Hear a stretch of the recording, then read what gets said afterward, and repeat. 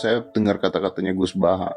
Dunia ini likuidasi, orang bisa gempa, bisa lahar turun kapan saja. Kalau orang yang belajar geologi tiap hari memikirkan itu, orang takutnya mati karena itu katanya. Kalau orang tahu kalau mati aja ngelindur bisa tidur ngelindur bisa mati, orang lama-lama nggak mau tidur. Kalau kita dikasih berita negatif terus, lama-lama orang jadi negatif terus, nggak ada yang lagi mau balik lagi untuk hidup normal gitu. Nanti kalau Anda ahli geologi itu takutnya bumi ini likuifaksi karena sumber daya alamnya sudah begitu dikeruk, dimanfaatkan. Nanti yang ahli teroris atau yang ahli ekstremis itu takutnya itu ada teroris. Yang ahli sosiologi takutnya Indonesia itu chaos. Kalau chaos ya saling bunuh, saling. Jadi semuanya ini ketakutan ini semuanya mengarah terhadap kematian. Kecelakaan lalu lintas ya menjadikan orang mati, likuifaksi kayak kemarin di Sulawesi ya, iya, gunung meletus, gempa, tsunami. Nah ketakutan yang menjadikan kematian ya banyak. Kalau baru tsunami aja ya orang takutnya ke tsunami. Nanti kalau ada kematian gempa ya takutnya gempa. Kalau temanya COVID ya takutnya COVID. Jadi kalau kamu ingat mati itu jangan terus loyo, terus nunggu takdir mati itu enggak, malah disuruh semangat. Nah tenaga medis semangat mengobati pasien, yang pasien juga semangat mensupport dirinya supaya punya keberanian hidup. Orang Jawa nunggoni anak, nunggoni putu. Kalau saya sebagai kiai ya nunggoni santri, nunggoni umat. Jadi ingat mati itu justru dengan cara mencintai hidup. Karena hidup ini adalah bekal kita untuk sanggup ketemu Allah Subhanahu wa Ta'ala. Kalau tidak bisa berbuat baik sama orang lain, yang penting tidak mengganggu orang lain. Itu juga fa'innaha shadaqatun minka ala nafsik, itu ya bagian dari sedekah kamu. Taruh saja misalnya kalau secara ilmu medis, misalnya kita ini kok dinyatakan positif COVID, secara ilmu medis nggak boleh ketemu orang lain, terus kamu diisolasi.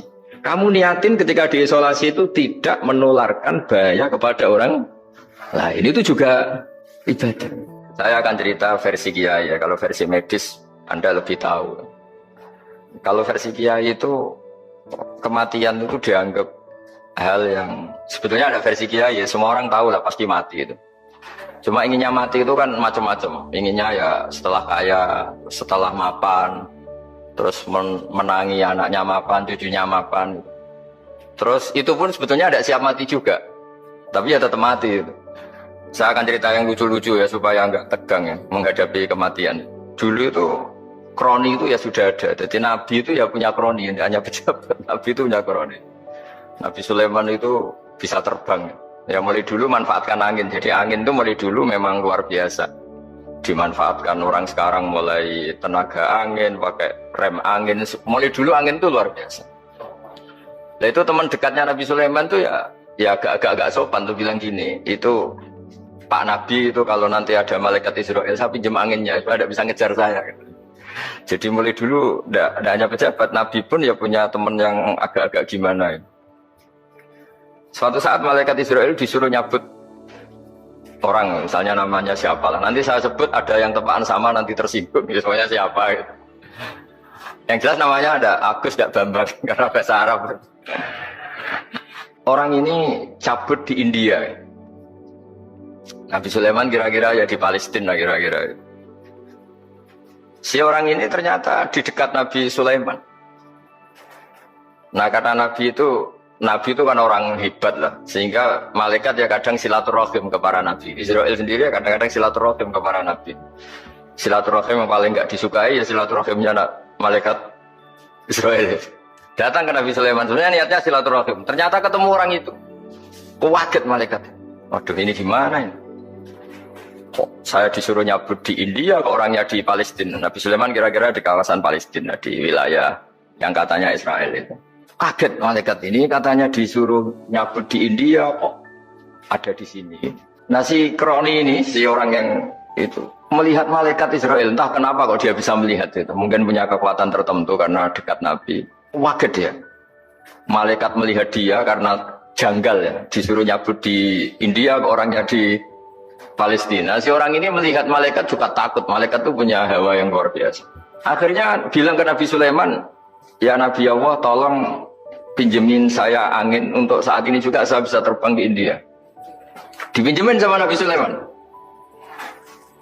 Akhirnya orang itu sampai ke India. Terus malaikat senyum, seneng dia. Wah ini sesuai protokol karena andai kan orang itu tetap di situ, malah malaikat nggak berani ngambil karena prosedurnya harus ngambil di India. Jadi andai kan dia tetap diam di situ, sebenarnya malah nggak masalah karena nggak sesuai apa panduannya harus karena dia terbang di India, malaikat itu nyusul ya terus diambil karena sesuai apa? Saya kan memang dipesenin untuk memperkuat apa ya nakes teman-teman semuanya lah pasien.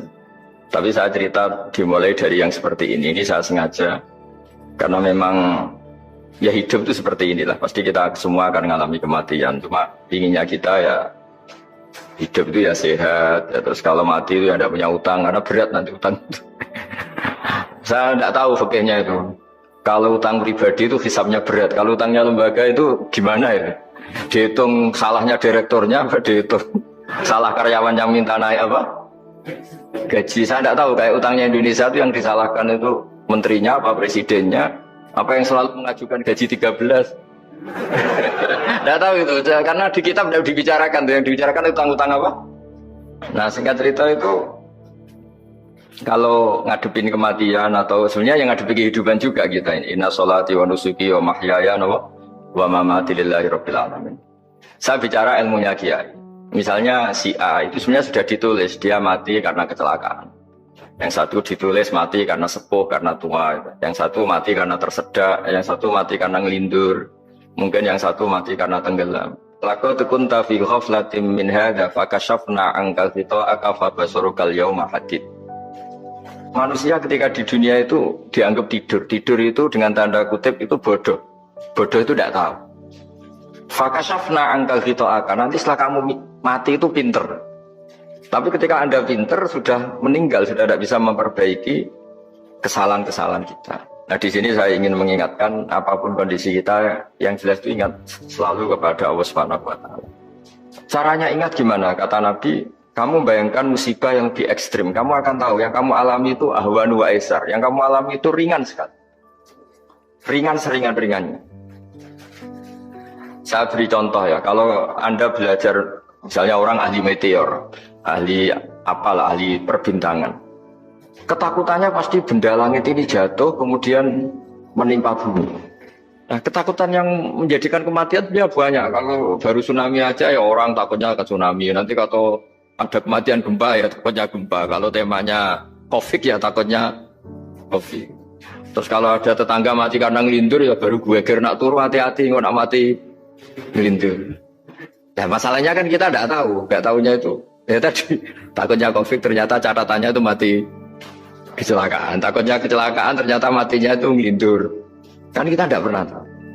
Dari tidak pernah tahu itu kemudian agama datang dengan anjuran sudahlah kamu tawakal bahwa semua urusan kamu di tangan Allah Subhanahu wa taala. Inna sholati wa nusuki wa mahyaya wa mamati lillahi rabbil alamin la syarikalah. Yes, ibadah kita, sholat kita, hidup kita, mati kita semua di tangan Allah Subhanahu wa taala. Sehingga dengan berpikir begini ini melihat COVID itu ya kayak melihat potensi kematian yang lain kayak karena gempa, likuifaksi, kecelakaan, karena ngelindur, karena macam-macam.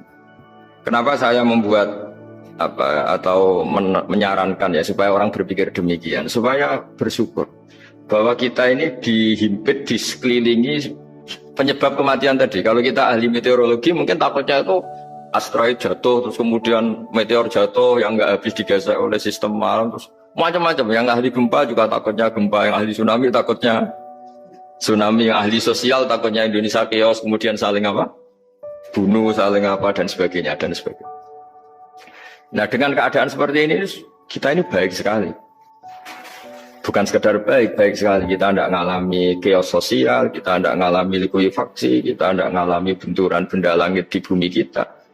Karena itu sekali terjadi, bukan 1-2 lagi, tapi habis seluruh Indonesia, mungkin seluruh dunia. Nah di sini cara Allah membuat kita selalu bersyukur bahwa hal-hal itu tidak terjadi.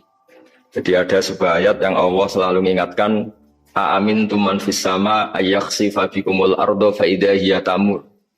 Kamu boleh sekali-kali berpikir Bumi ini justru potensinya itu likuifaksi, potensinya itu hancur karena di bawah itu ada magma, ada minyak, ada macam-macam. Ini kan di bawah ini kan ngerongkong cara Jawa itu karena diambilin terus. Pira-pira diambil ya ini ya ono masih bisa dipakai. Belum sistem bumi sendiri wafil arti kita mutajawirat, bumi sendiri itu berupa lempengan-lempengan. Setiap saat itu potensinya geser, sekali geser ya jadi gempa. Terus belum benda langit yang potensinya juga jatuh, sekali jatuh ya habis. Jadi yang kita ini dikepung sekian potensi yang bisa menghancurkan kita. Tapi nyatanya, mulai Nabi Adam sampai sekarang tuh ada kehidupan, ada khayal. Sing Joko yang kepengen payu rabi, mungkin sing wis payu rabi yang mbok kepengen boraro, macam-macam lah. Tapi yang jelas itu, wong dikepung kematian kok ya khayalnya masih tinggi gitu. Tapi ini saya cerita supaya orang Indonesia itu ngerti lah bahwa yang ngepung kita itu tidak hanya COVID. Ta'addadatil asbabu wal mautu wahidu. Sebab kematian bisa macam-macam, tapi kesimpulannya tetap saja namanya mati. Islam itu mengajarkan aksiru min dzikri hadhimil ladzat. Kamu harus banyak ingat mati. Tapi uniknya Islam itu menyuruh ingat mati itu disuruh justru semangat hidup. Karena kita butuh bekal itu. Jadi kalau kamu ingat mati itu jangan terus loyo, terus nunggu takdir mati itu enggak, malah disuruh semangat. Nah, tenaga medis semangat mengobati pasien, yang pasien juga semangat mensupport dirinya supaya punya keberanian hidup. Orang Jawa nunggoni anak, nunggoni putu. Kalau saya sebagai kiai ya nunggoni santri, nunggoni umat. Jadi ingat mati itu justru dengan cara mencintai hidup. Karena hidup ini adalah bekal kita untuk sanggup ketemu Allah Subhanahu wa taala. Kalau tidak bisa berbuat baik sama orang lain, yang penting tidak mengganggu orang lain. Itu juga fa'innaha shadaqatun minka ala nafsik. Itu ya bagian dari sedekah kamu. Taruh saja misalnya kalau secara ilmu medis, misalnya kita ini kok dinyatakan positif COVID, secara ilmu medis nggak boleh ketemu orang lain, terus kamu diisolasi. Kamu niatin ketika diisolasi itu tidak menularkan bahaya kepada orang lain. Itu juga ibadah. Jadi ibadah itu gampang sekali, mudah sekali. Karena agama ini yuridu wa bikumul yusra wala yuridu bikumul usra. Agama ini mudah bukan sulit.